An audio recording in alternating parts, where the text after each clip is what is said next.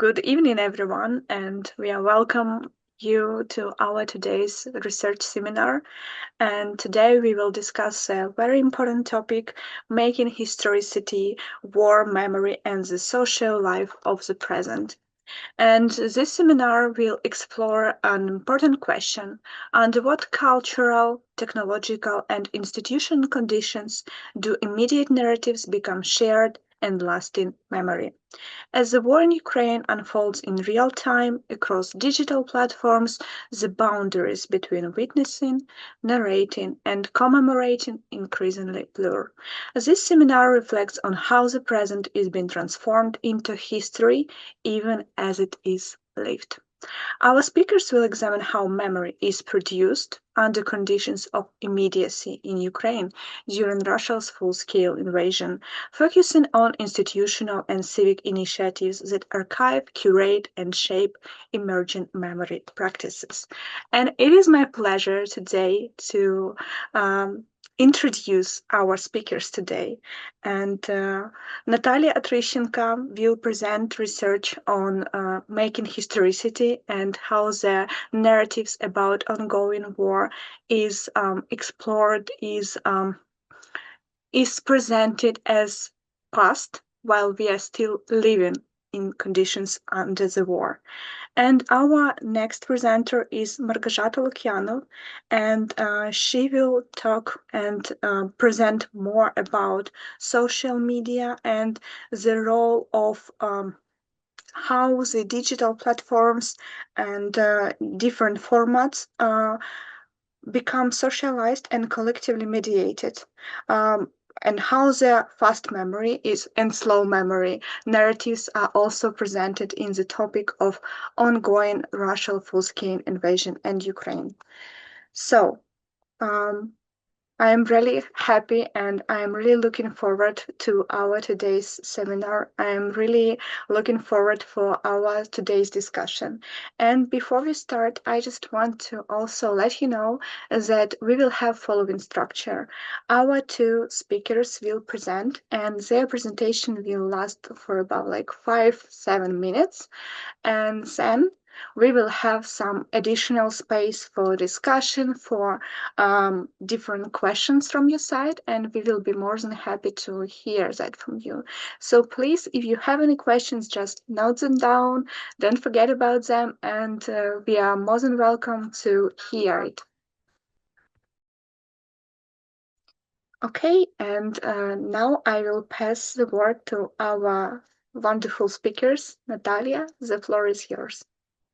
Yeah, thank you, Christina, and thank you all for joining us tonight. It's a pleasure to start this seminar series of my good colleagues. And my today's contribution is built on the project which we at the Center for Urban History started back in March 2022, something that started as a rapid response, but also with imagination of longevity.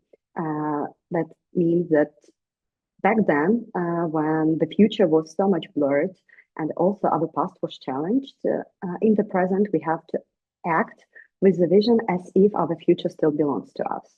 And we started this documentation project aimed to collect and preserve stories of people who are either internally or externally displaced. We started it in a wonderful collaboration with other colleagues from Poland, Germany, Luxembourg, and Great Britain. So it was possible due to immense solidarity in the field of professionals in social science and humanities who had this urge to work together toward this shared goal. We did this work in Lviv, in Poland, in Germany, in Luxembourg, back in 2022 and also in 2023. That was done by other partners and colleagues. And I have to stress that partially this work was possible due to support of FNP, the same institution which funded this great project. So it's also kind of a continuation between those stories, which I'm really happy to point once again.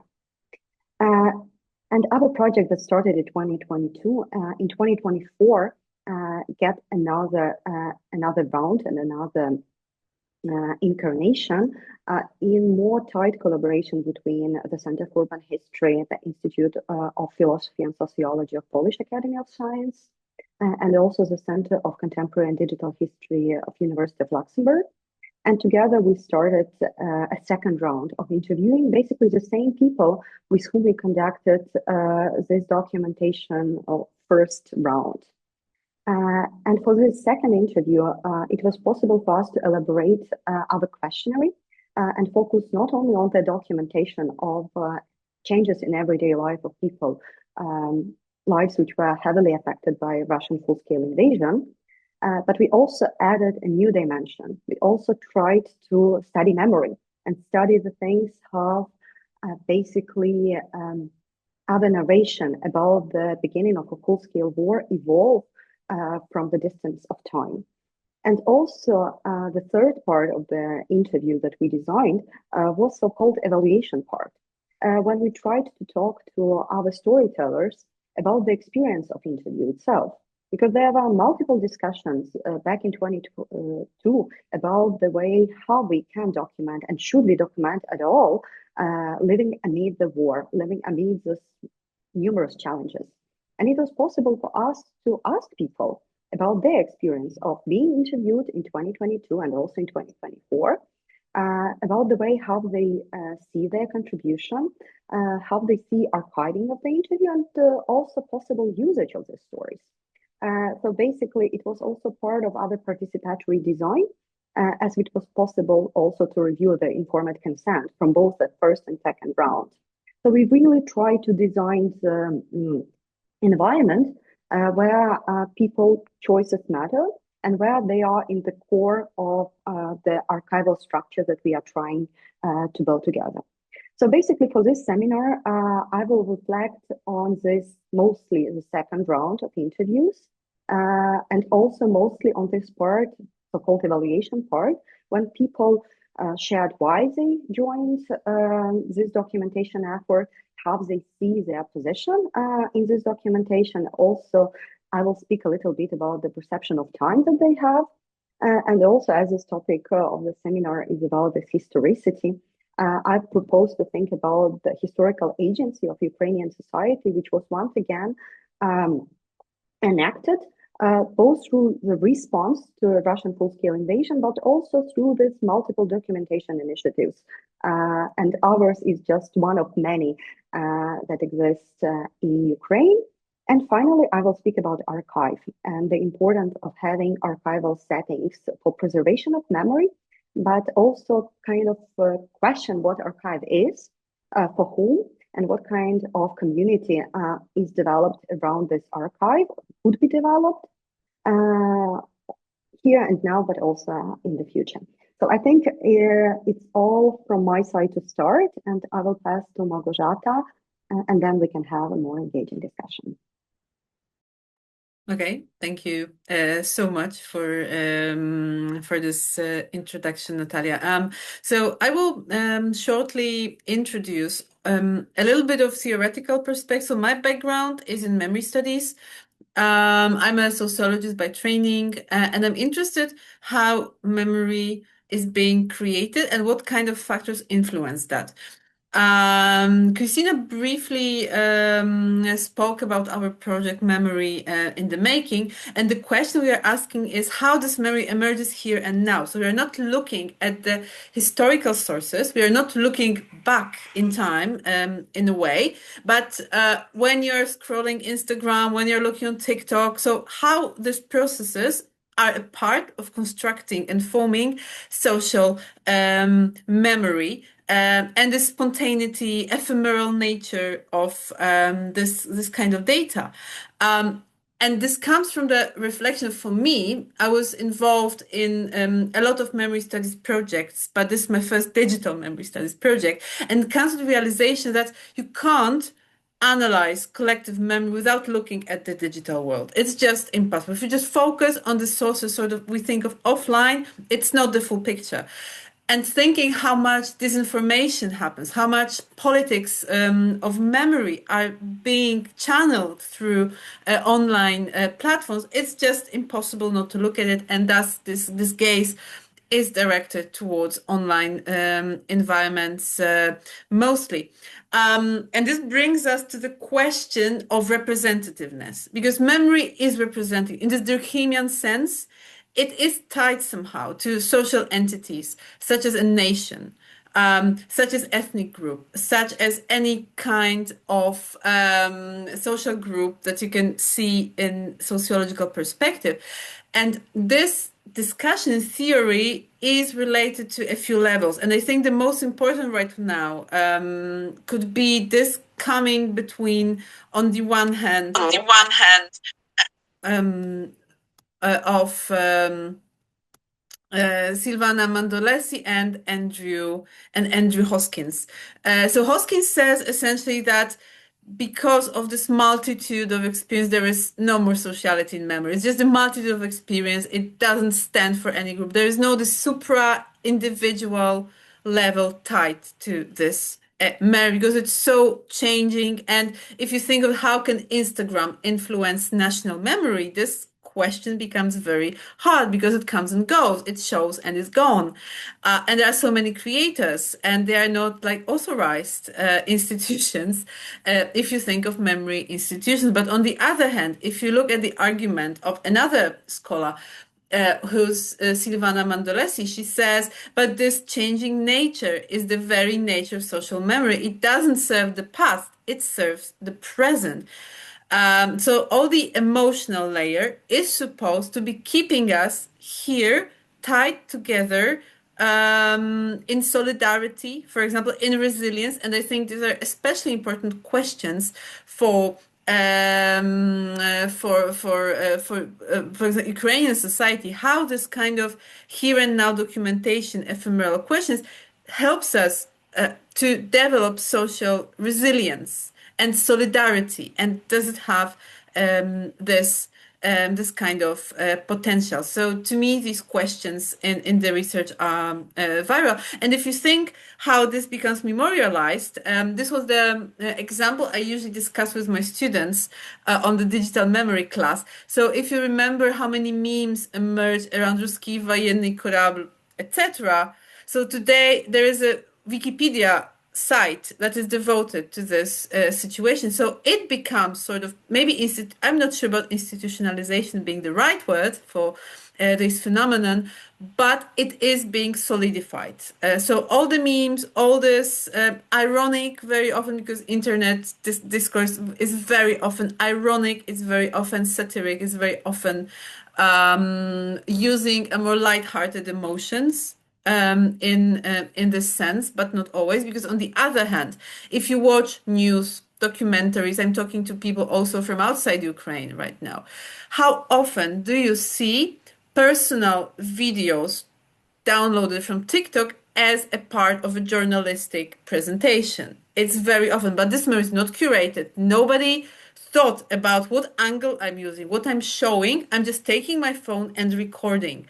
So this uncurated movies, clips, pictures, they become a part of the culture of memory, which brings us what people value a lot online, which is the authenticity, which is, of course, a very problematic term in so many ways to discuss authenticity. So I will not open this box right now. We have already some space for the discussion, and also operating on this level of affect, because we want to feel the memory. Memory is here to make us feel something, to make us feel proud, to make us feel resilient, to make us feel connected, to make us feel angry, to make us feel shame, to make us feel. So we cannot just let go of that. And the final argument I'm thinking about, if you think of the discussion about this wonderful project that was about slow memory, which says a memory that is slowly grinding, that is slowly coming to terms with various social groups that are more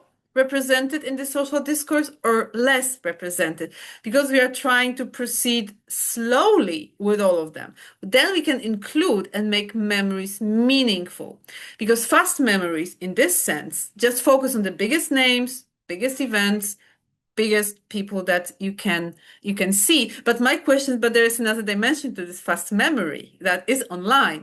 And can we make sense of that? I think yes, it is possible, especially for the way we consume media these days, and how it all becomes an archive.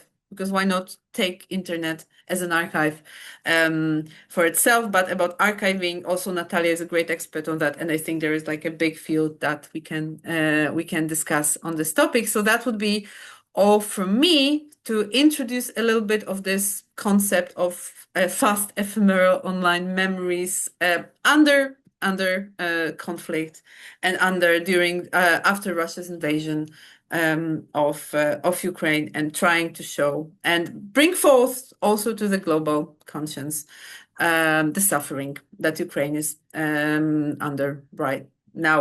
So thank you very much. Thank you, Małgorzata. And honestly, what you said really resonates deeply with me, not only as a researcher, but also the person who was in the Melitopol, which is temporarily occupied now by Russians. And I've been there during occupation, and I went to the meetings against occupation, and I took my phone. I do live streaming. I wasn't thinking about it as archiving or anything. I was just saving it for me.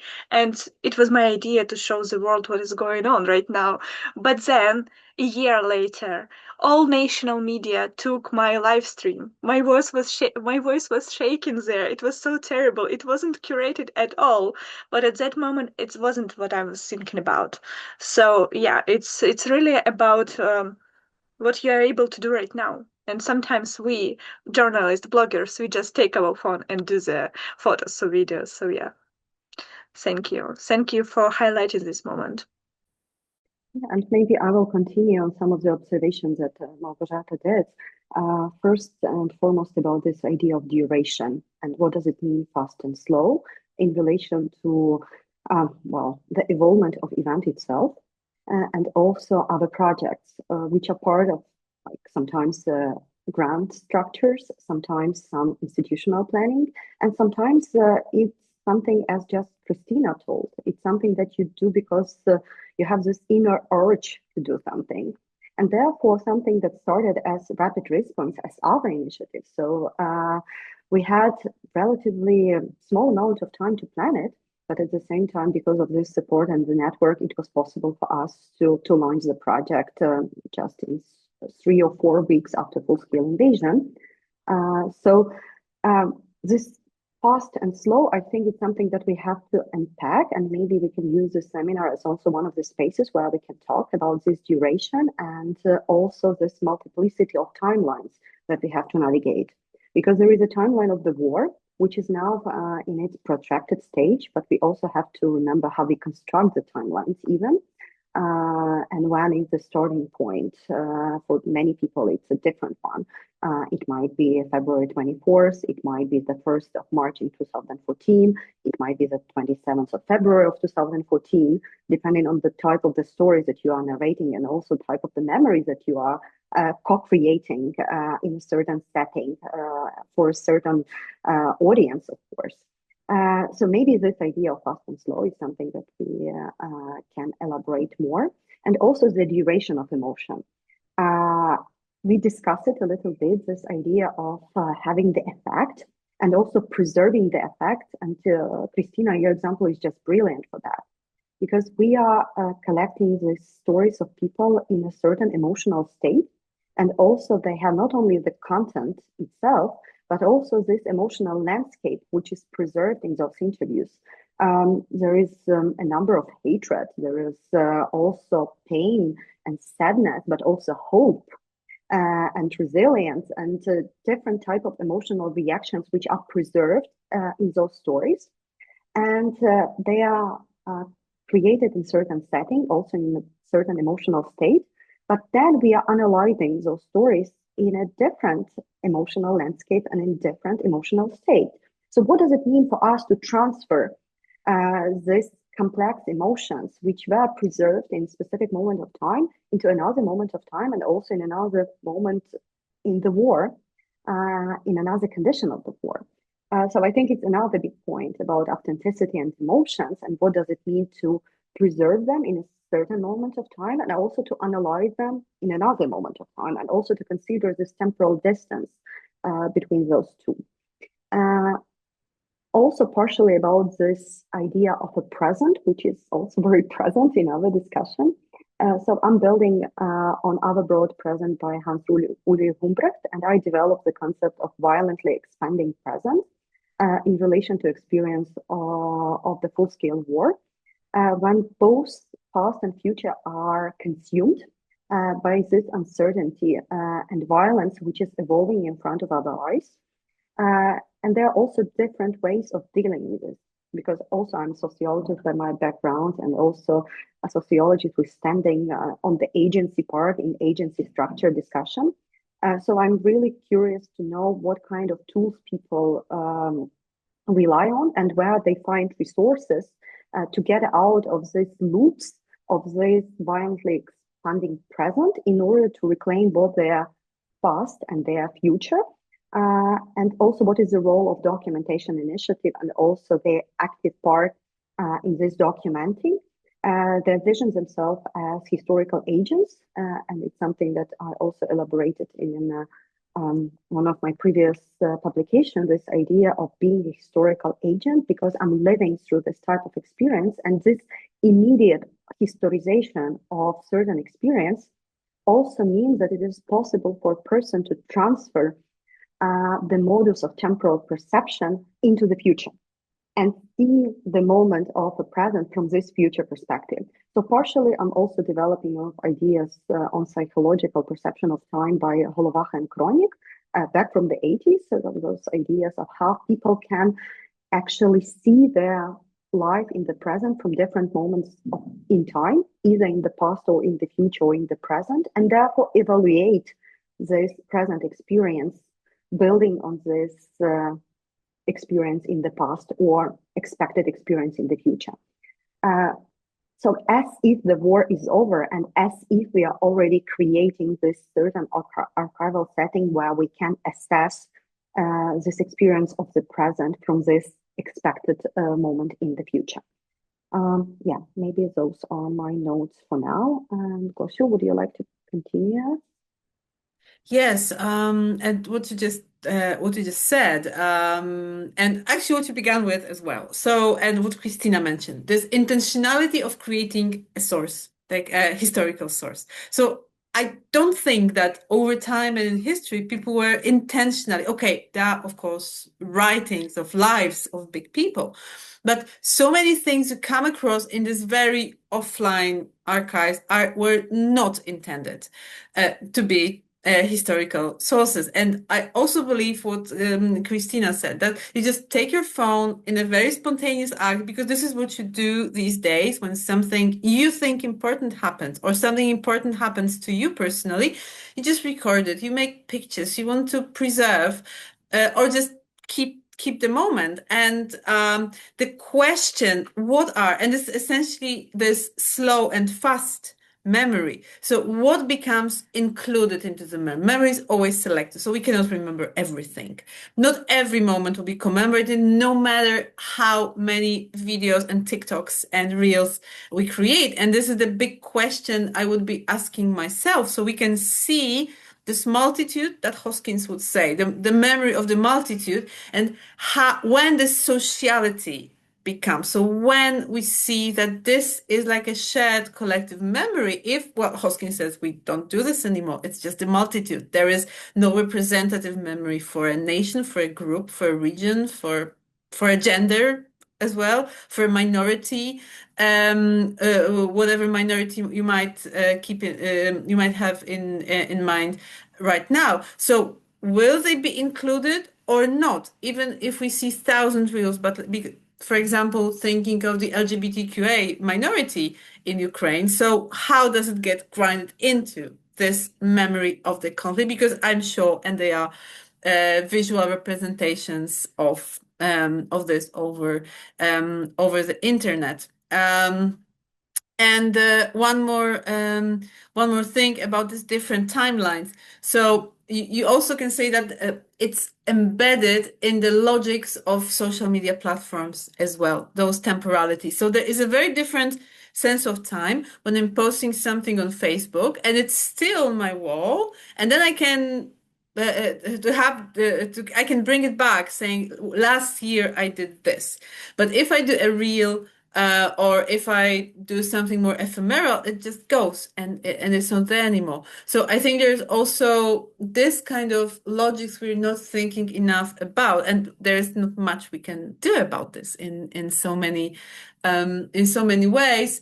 And the final thought I'm having, just opening the topic, it was for me very interesting to look at the Memorial platform to see how, in terms of historicity, that Natalia mentioned, because cemeteries and graveyards have their historicity in terms of Buddhisian form. So they are, in a way, they look in a certain way, and they're supposed to look in a certain way. But when we take it online, and there is the material layer for the cemetery, then you can introduce a very different ways of commemorating dead people. You can choose, essentially. How durable is that? Is it so? Do we think that marble is durable? And well, it often is, often isn't. But on the other hand, if you want to commemorate a group that is much less represented in the discourse, then you can find your space to do so. Have different monuments. You can have different graveyards that have different logics that the historical ones we are usually thinking. When you imagine what is like a war graveyard looking like, then there are a lot of visual representations of that as well. So that's from me. Thank you. Natalia, would you like to add anything to this topic? I can add something on the social media dimension and also on the theoretical part.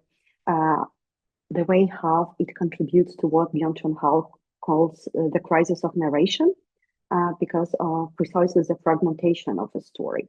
And you have a name even for itself, a story for Instagram or a story for Facebook, but is it actually a story?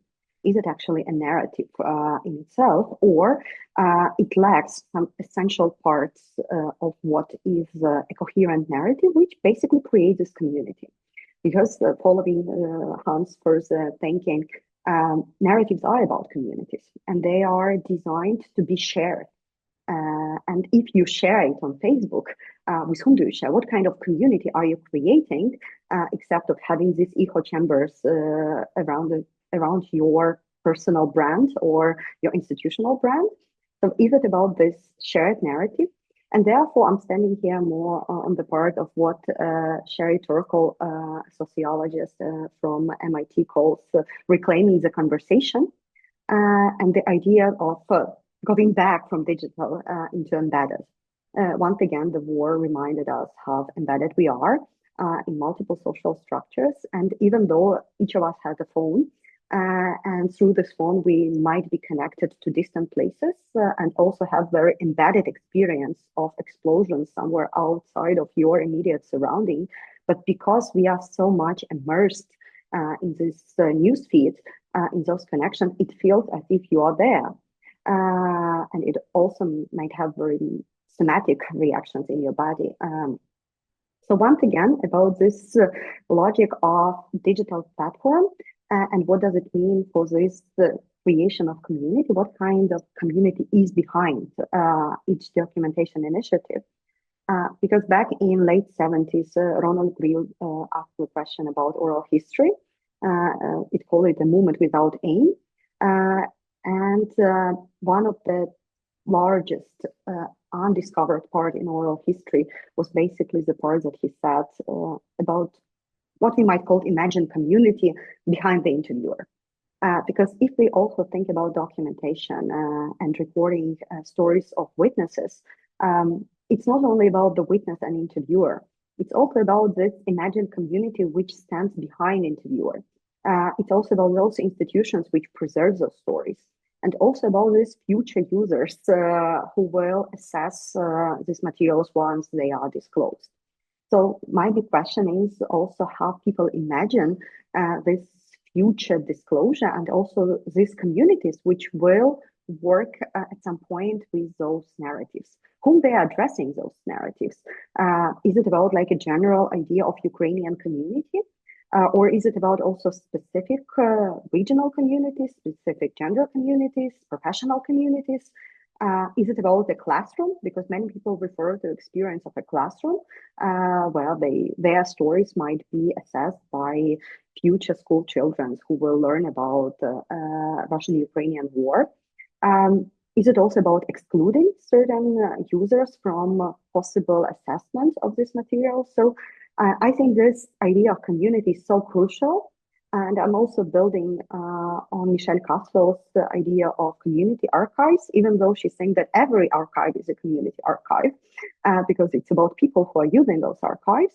But it's rather about this, I would say, a closer social connection to the story. So when you have a smaller link, smaller chain between the story and also the community for whom the stories might be narrated. So I might imagine future like regional communities or communities of shared experience for whom this story might be a starting point for further discussion about who we are and what is important for us as a community. Thank you, Natalia. Thank you for your wonderful thoughts on this topic. And actually, what I'm thinking about is that we have raised a lot of questions and we have opened a lot of discussions. And actually, maybe there are even more questions than answers to this topic.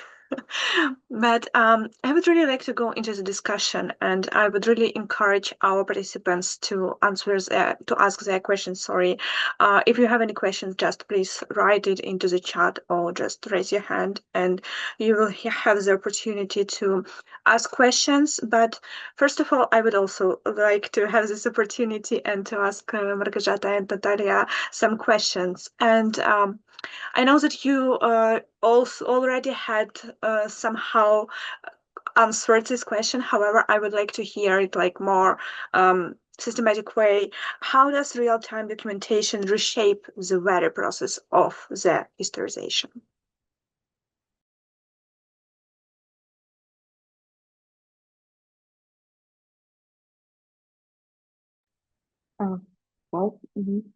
I might start.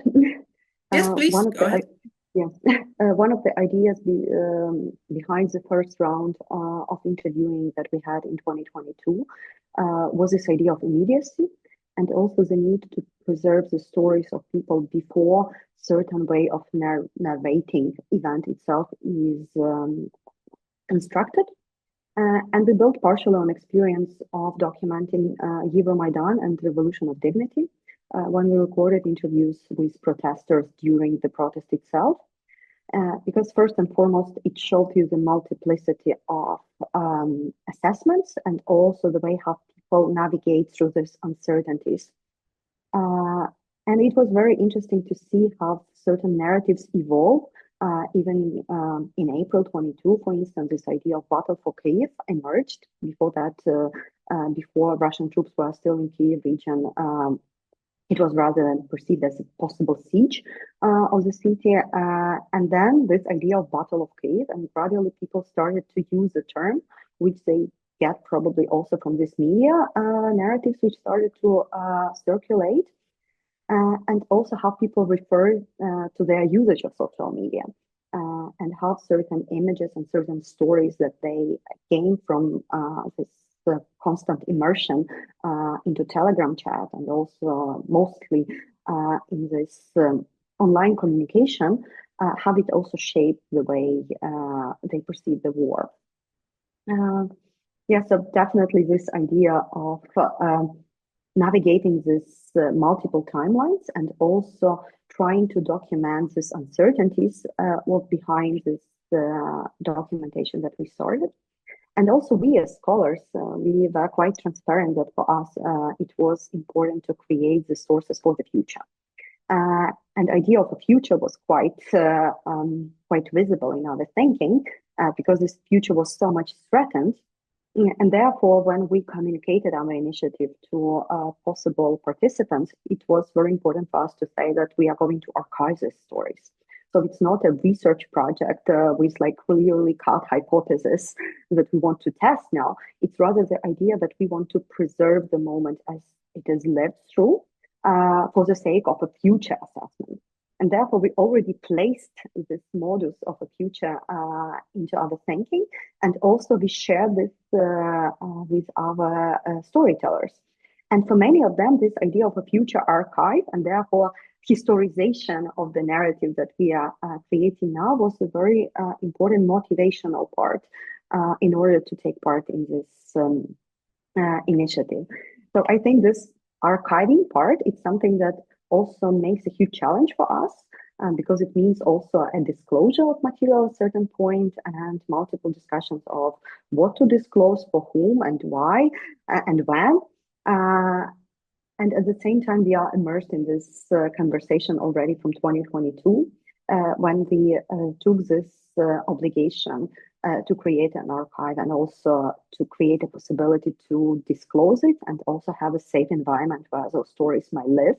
Because once again, for many people, this idea of a future justice and also creating of a narrative of Ukrainian resistance and also Ukrainian suffering and experience of the war in its multiple dimensions, it was important. And therefore, we have to fulfill this obligation and also have certain choices that we make in very uncertain moment of time. They impacted the way how our future is shaped. Thank you, Natalia. Really very wonderful and very important initiative for people at that time. I believe it was very important to preserve the memories and to ready to share it for the future. And thank you so much for the initiative, and thank you for the answer and my kind of difficult question. And I would really be happy to hear from Małgorzata as well. So I think I will somehow continue on the topic of temporality and historicity. So from my perspective, this real-time documentation makes us think about the short temporal horizon. So first is how short time passed from the event, and so the memory isn't settled. The memory is still forming, or it's not even included in the whatever the social memory of that might be. But not only that, I'm thinking that in social research, when we are choosing our, for example, case studies for, I'm thinking our projects of documentation initiatives or profiles or websites, how shortly they may live. They might be gone before we finish our project. And this brings us a question of representativeness. So we'd like to choose case studies that would be important for the case, for the topic. But they are important, especially if you think of international audiences. They come and go. They are here. They have a very short momentum. They are here for 1 week and people are living the story. But then comes another story from a different region of the world and it's gone. And we are thinking in different terms. So when and how can we assess that this was an important case? Important, I mean that it resonated widely with certain audiences, and this is this short-lived archive of the internet. Then I couldn't agree more with Natalia on those emotional landscapes, and this is also an issue of presenting certain situations, people, and cases, and analyzing them. So when I'm here and now in the situation, I feel the situation because I'm also following news and updates, and I'm in this bubble of getting of my sources, of profiles I follow, for example, on Instagram. And I can decode this emotional landscape of the situation. But then we are a year, 2 or 3 later. So maybe I can bring myself to feel, but how do I describe it to people? And if you think of how academic articles, how long does it take to publish something? How do I present it to the reader? how can I describe this emotionality of the moment from 2022, from 2025, back in, say, 2030? So the reader knows why it was so important at the time.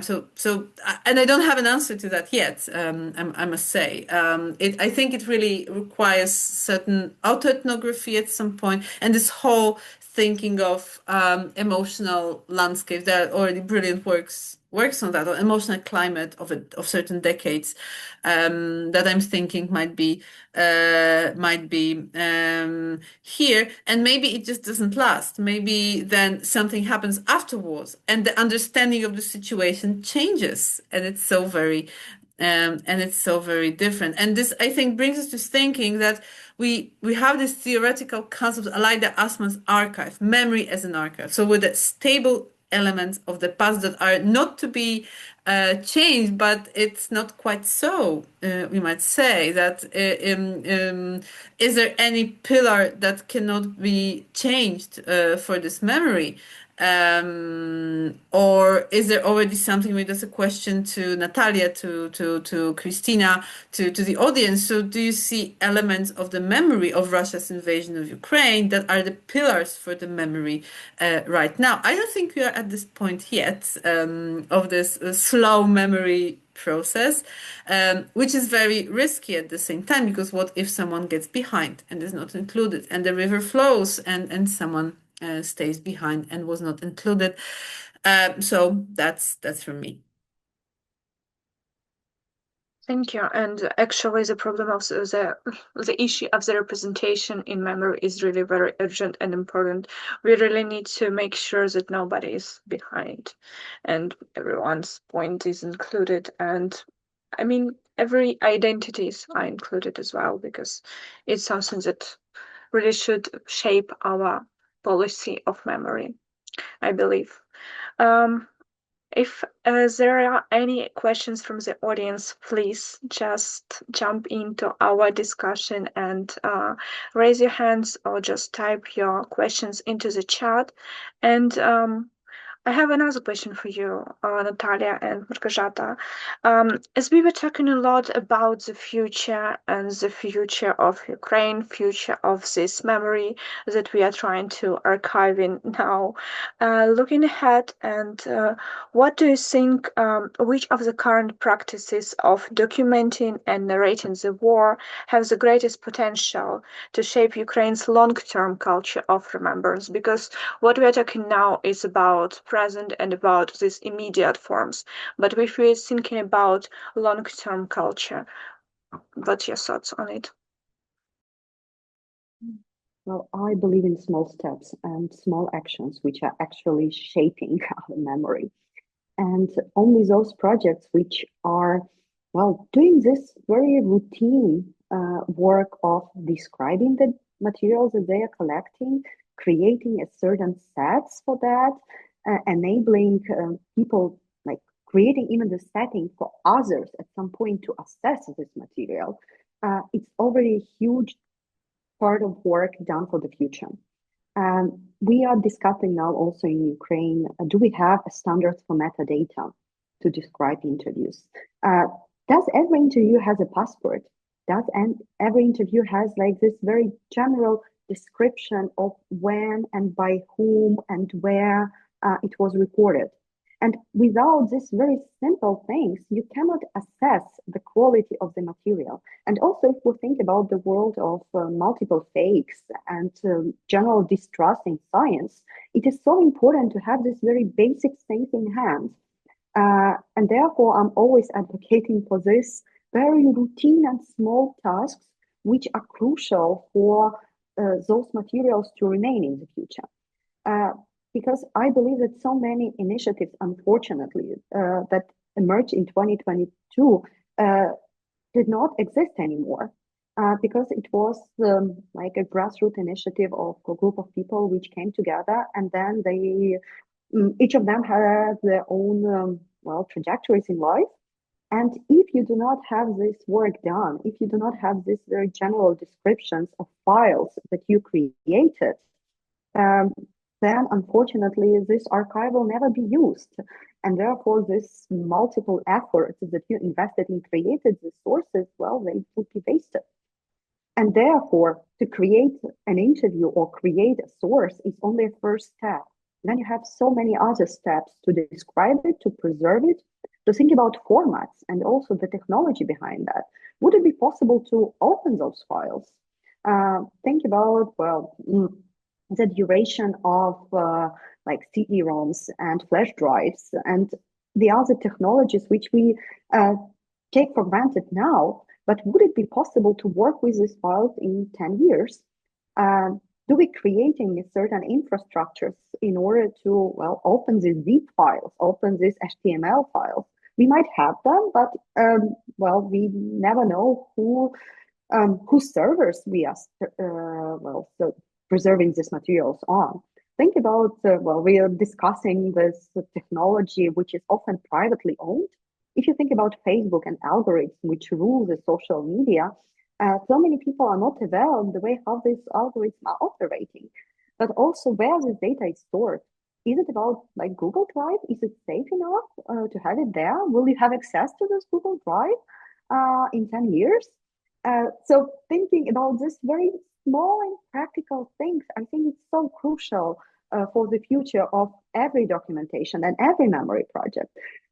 So value the small steps and value this day-to-day work for description and preservation of materials. I think it's so important also for our community, acknowledging the importance even of transcribing those sources.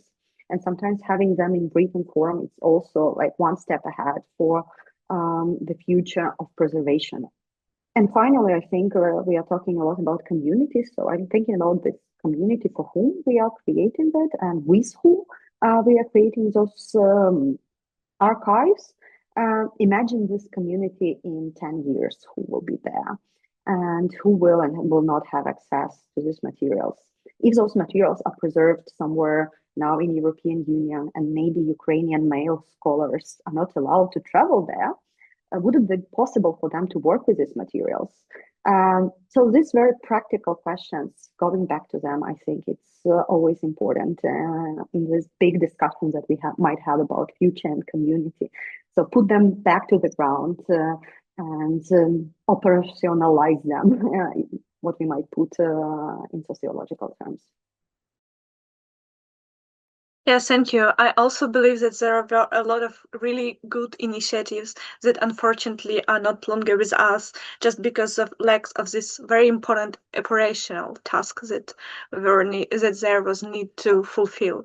And it is important to not forget about this type of things. Although sometimes people might find it not important, not so exciting, like going to fields, but operational tasks are really matter.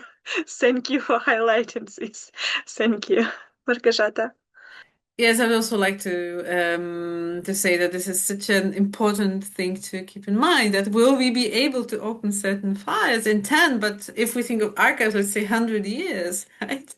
So will all these emails, pictures, TikToks will be still there? Will TikTok be there in 100 years? Yeah, that's a question too big to ask right now, I guess. So for the future of memory, I think that this plurality, and plurality also has a lot of pitfalls and a lot of things to think about. But what comes to my mind is starting with Chantal Mouffe's idea of agonism and agonistic memory, meaning which says that we don't have to solve discussions and conflicts for memory to exist. For a very long time, there was this idea that the memory should be somehow coherent, that it should be framed, like what Maurice Halbwachs wanted, that there are frameworks of memory. But if you think of more the idea of political agonism of Chantal Mouffe, she wrote that conflict is inherent to society, and we don't have to get rid of that. We don't have to make everyone agree on certain idea about the past and memory. We might have them at the same time. We might even exhibit them in museums, but they don't have to be coherent. This is somehow that I'm seeing Victoria Kovpak posted on the chat. So where is this mere noise? So noise on the one hand is this multitude of memory that we don't know what to make out of it. But on the other hand, the noise is a very productive thing for memory. That you don't need this unified narrative that is fit for everyone. Nothing ever will be fit for everyone. And this is, and of course, practical application. So I'm happy to be the memory theorist here when you ask me. So to say less about how it can be practiced, but just not to think that there is just one right memory.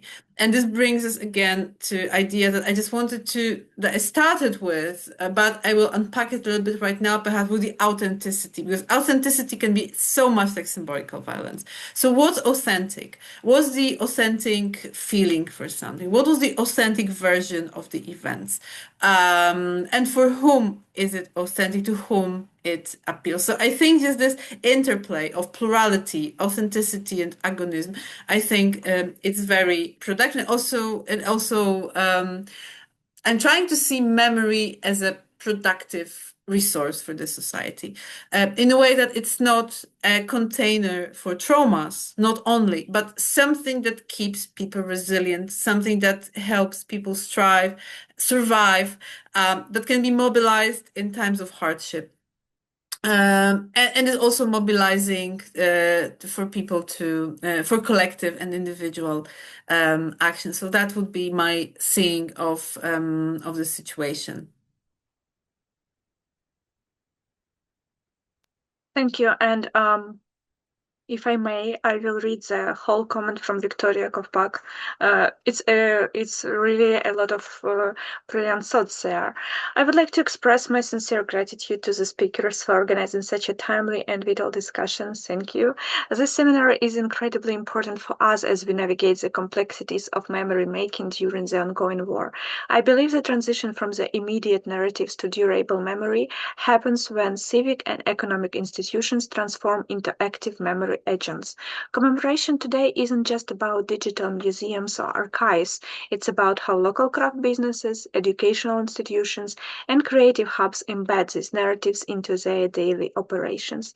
In Zaporizhia, we see how a craft brand or a university isn't just witnessing the war on TikTok, but it is materializing this memory into products and social practices. This institutionalization of the immediate provides the stability that digital platforms lack. Could we consider this civic institution transformation as a key factor that prevents digital memory from becoming mere noise?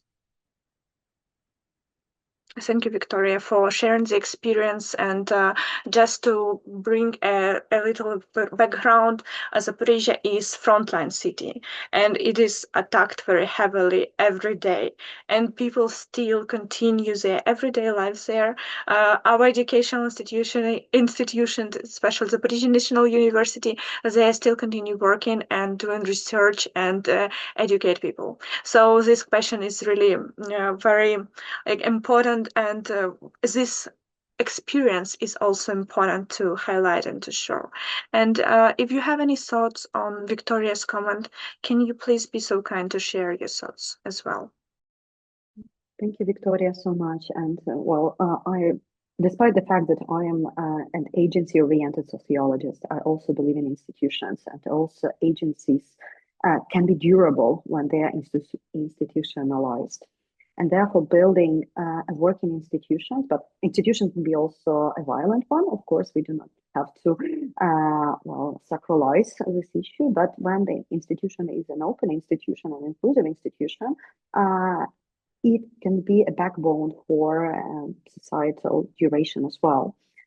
In order to have those stories that we collected and also multiple of different sources which are generated now from what we might call the most documented war.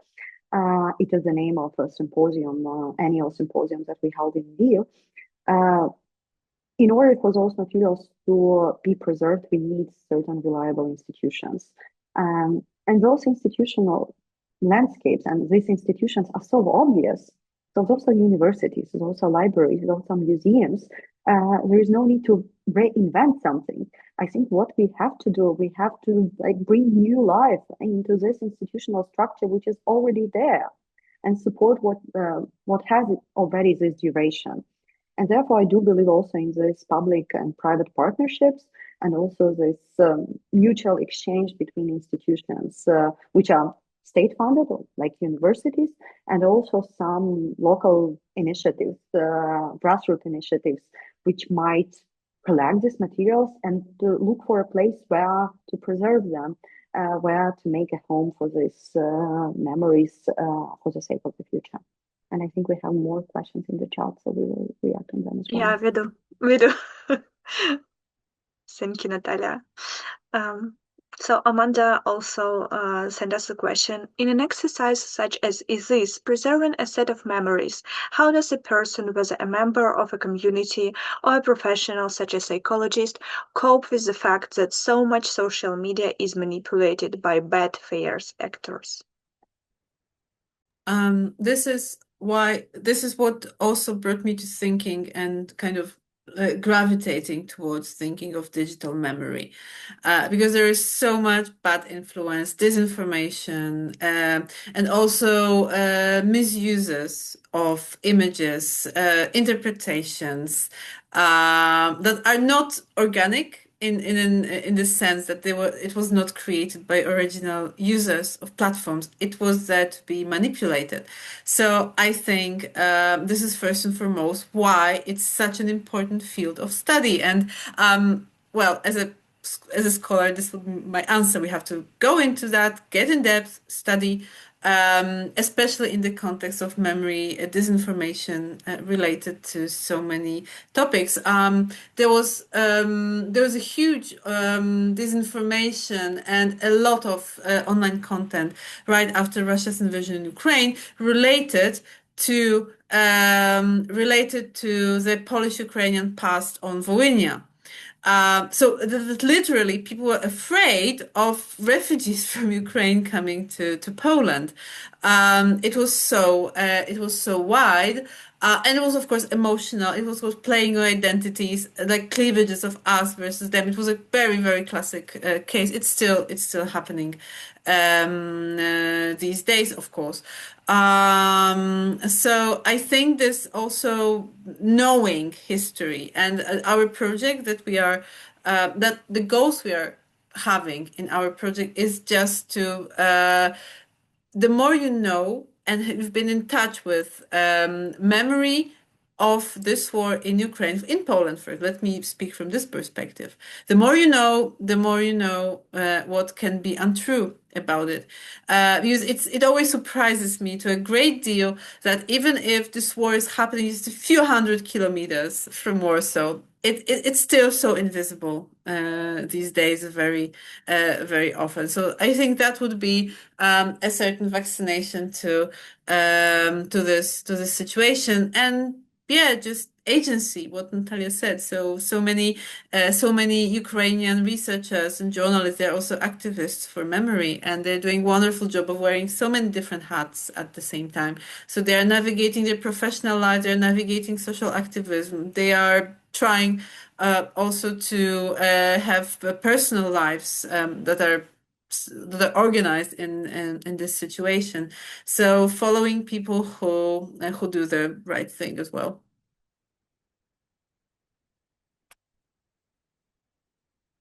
Maybe I can react to Taisia's question on ethical issues and how to balance between immediate documentation and protecting the witnesses from possible re-traumatization. So I'm quite reluctant of using the language of trauma as we are still navigating very complicated emotional landscape. And it's not only about trauma, it's also about distress, it's also about different reactions that we have in our bodies and also in our psychological systems. And my solution and also solution of my team is basically give as much choices to people on different levels as they might have, and therefore create a setting where they decide. when to tell, for whom to tell, what to tell, when to stop. And also they have the right, as I mentioned, we have an informed consent on a rolling base. And they can review the informed consent from 2022 and also 2024. And I also might bring an example of a recent conversation with one of the witnesses whose story we recorded both in 2022 and 2024, who wanted at some point to withdraw his interview from the collection. And we started negotiating with him, and finally we decided that we can pseudonymize his testimony. And I sent him this pseudonymized text version of his narrative, and he agreed on this narrative to be preserved for the sake of his psychological stability and not to worry so much about certain materials being disclosed. So I believe it's a lot about this communication and case-by-case decision that we might have in relation to certain people, because we are working with people, and therefore we also have skills to receive the stories. Maybe an important thing that I have to say here is about the psychological well-being of researcher himself or herself, and they need to be prepared to receive certain stories, and therefore important to have a constant support group. And for our work, it was possible to do because we did it in a group as a team, and we also had a constant psychological supervision available for us. And it really helped us to maintain our mental state more or less in shape. But also remember that so much distress comes not from documentation itself, but from the violence performed by Russian army. And we mentioned Zaporizhia today. Part of the region is under occupation since the first days of a full-scale invasion. And unfortunately, Russian troops are moving further in certain areas, and more territories are getting occupied as we are talking even. So therefore, remembering the thing that the main violence comes from that part, and also thinking like whom we are protecting, and not to stand so much in this paternalistic position, but also gives tools and space for people to decide. And I think it's so crucial for any documentation. Thank you so much. Thank you so much for this point. It's actually very important just to remember about the agencies that people must have, and they should decide whether they would like to answer your questions, whether they would like to be the part of your research. Even if they change their minds afterwards, it's okay to give them this space. And it's really very important to remind this once again, because sometimes people with their best intentions, sometimes people forget about this. And sometimes people really violate the rights of people who are already traumatized or who already has the stress because of the war. So thank you, Natalia, once again for reminding the ethical dimension of the work with people who experienced war. And also thank you so much for reminding that our team is also something that needs to be needs help and psychological assistance and supervision. It is super important, and I really am very grateful for you to highlighting the question of operational task, of supervision, of taking care of your team, of your research team, or of your project team. It's super important to be reminded of it. So thank you so much. Okay, and as far as I see, there are no more questions right now. But if you have any questions, just please just raise your hands or type it in the chat. And I would also say that this seminar, it really opens a lot of very important further discussions. And I believe we will have the opportunity to discuss them in our next seminars. So if you don't have an opportunity to ask your question today, you will have the chance to meet us in future seminars, or you can just type your questions into our Memory in the Making Facebook page. And I will also share the link to our project. So if you are not subscribed to our updates yet, please do so, because we are doing the project of the early grassroots commemoration practices. And me and Małgorzata, we will also do research on different commemoration practices in Ukraine and also in Poland. So please stay updated. And we will do case studies from different digital initiatives and also physical places. And I will also like to share some of my thoughts on this topic that we have discussed today. First of all, I would like to say that sometimes in Ukraine, for me as a researcher, but also as a head of NGO, as a journalist, and as an activist, it's really an urgent question of positionalities. That Małgorzata has previously mentioned, it is really sometimes difficult to change these hats. And it is really important to take care of yourself as a researcher, but also take care of the people you are researching.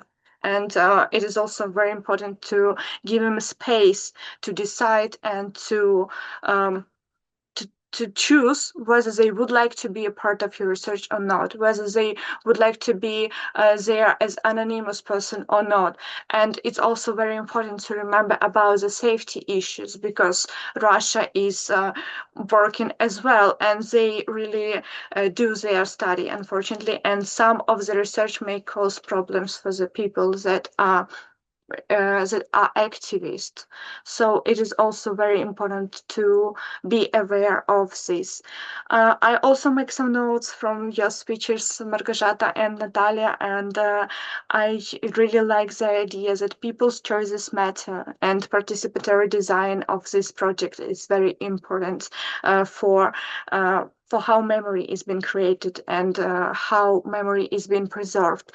And also, I really like the idea that memory doesn't serve the past; it serves the present. So, thank you for for presenting this idea as well. Instagram shapes national memory. It's also very important and interesting. Sorry.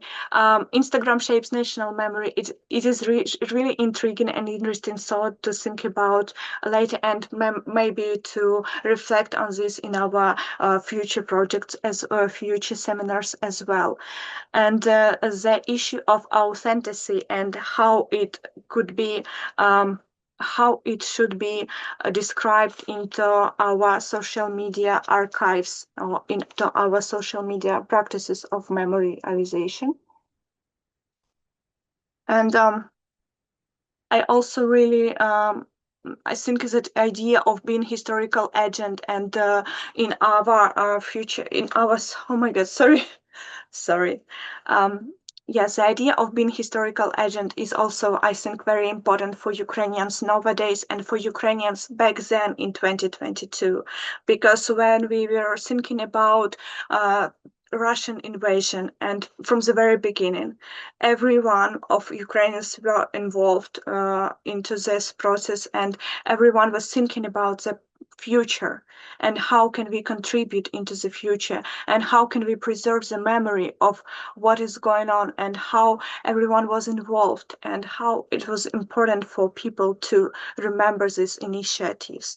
So this idea of being historical agent, I believe, is very important, and it was very important for the participants of your research, Natalia and Małgorzata, but also for people who are not involved in the research as well, but for people who were like social activists or journalists or any other active persons.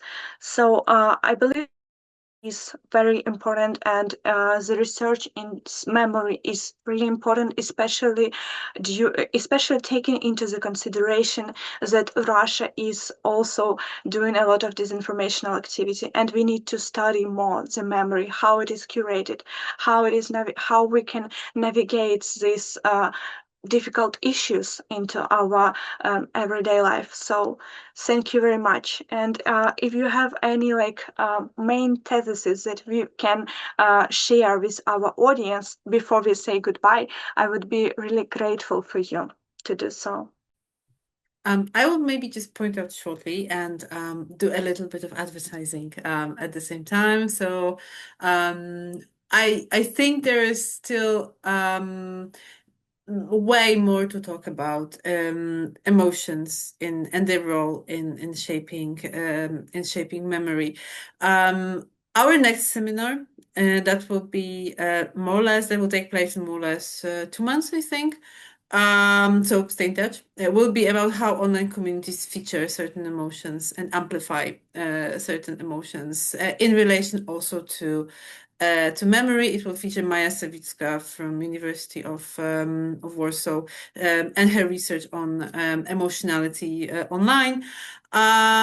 So I think I will just leave this door a little bit open. That memory is also about making us feel something about our past and present, and whether these emotions are inclusive and productive, or maybe they are of exclusive nature. Or maybe they make us feel angry. They can re-traumatize, or they can help us grow at the same time. So just to leave this slightly open, and also invite you to our next seminar. Maybe I will use the moment to stress that agency also means responsibility. And our responsibility as scholars, as we are pursuing certain projects, as we envision certain projects, but also like the responsibility that we take on ourselves, and also towards those people with whom we conducted interviews. So, because I'm speaking from the perspective of interviewer and the person who designs this archive. And I'm also thinking that memories are not only about the present, they are also about future. So much about what we want to take with us into this future, what is crucial for us to preserve, and who are those us, who are these communities or communities that we envision as project leaders and project participants for whom we are doing this work. I think also honest answers are very crucial for any initiative that we are launching now. Yeah, but thank you again, and well, thank you for Ukrainian armed forces that we are still in our cities, and it is possible for us to do our research and documentation work despite of all of the Russian attacks on energy infrastructure and also on our cities and our people.